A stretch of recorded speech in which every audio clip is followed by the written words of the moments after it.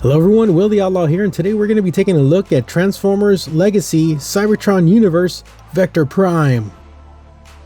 Transformers Cybertron is getting a lot of love lately, and that love continues with this release.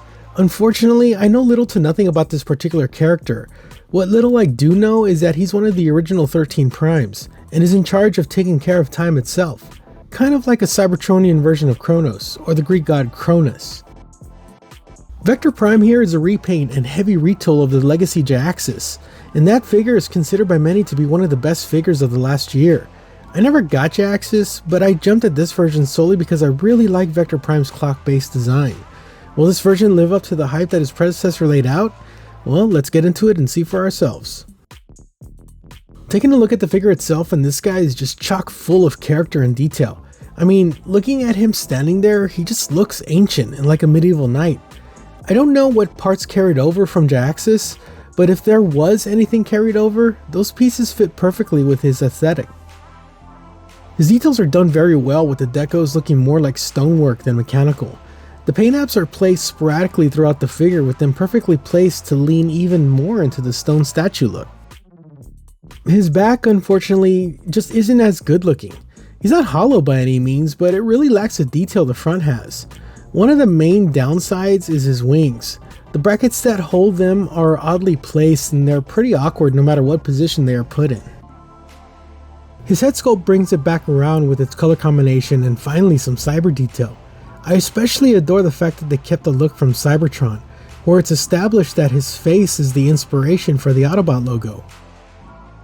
His articulation is pretty standard.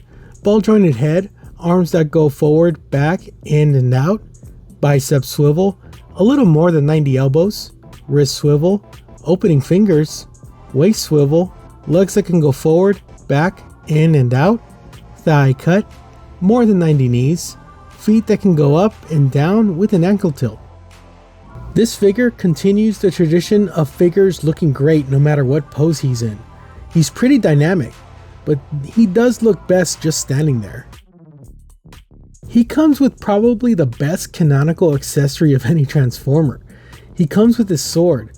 I don't know what it's called, but I do know that it has the ability to cut through fabric of time and space in order for him to be able to move in between universes. His universal cyber planet key is also included and can be attached to either his sword or to his chest. It looks really cool on his chest, but it just matches better with the sword itself. He doesn't come with much, but what he does come with counts. Okay, so there's something I need to say before I move on. This is a Voyager figure. This is a retool of what was said to be a great figure. So why does this thing feel so cheap? I mean, the plastic feels like dollar store knockoff, and the legs won't stay in place. They untransform themselves at the slightest movement. The joints aren't loose per se, but they don't have the tightness that is standard in other figures of this line.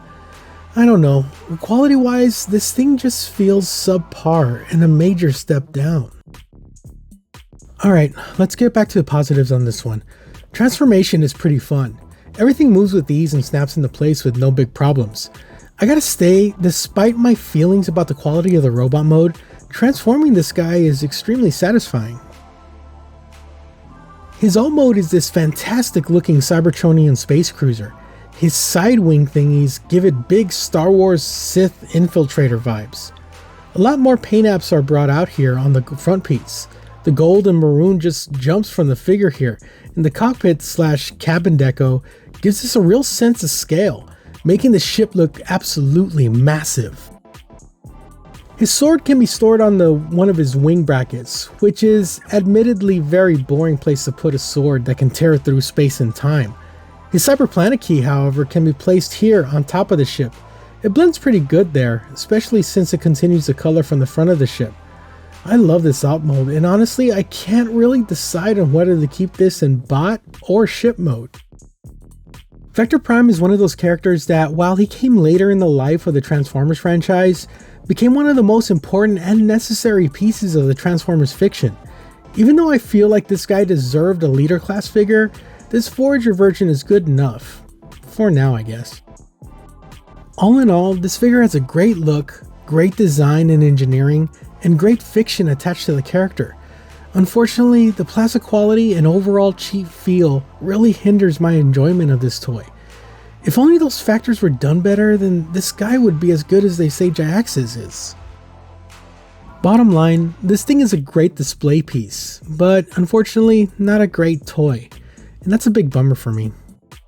Well, that was my look at Transformers Legacy Cybertron Universe Vector Prime. Like, comment, subscribe, and I'll see y'all soon. Laters! Check out my Patreon for early access to my videos and shoutouts on future videos. Join up and let's talk toys.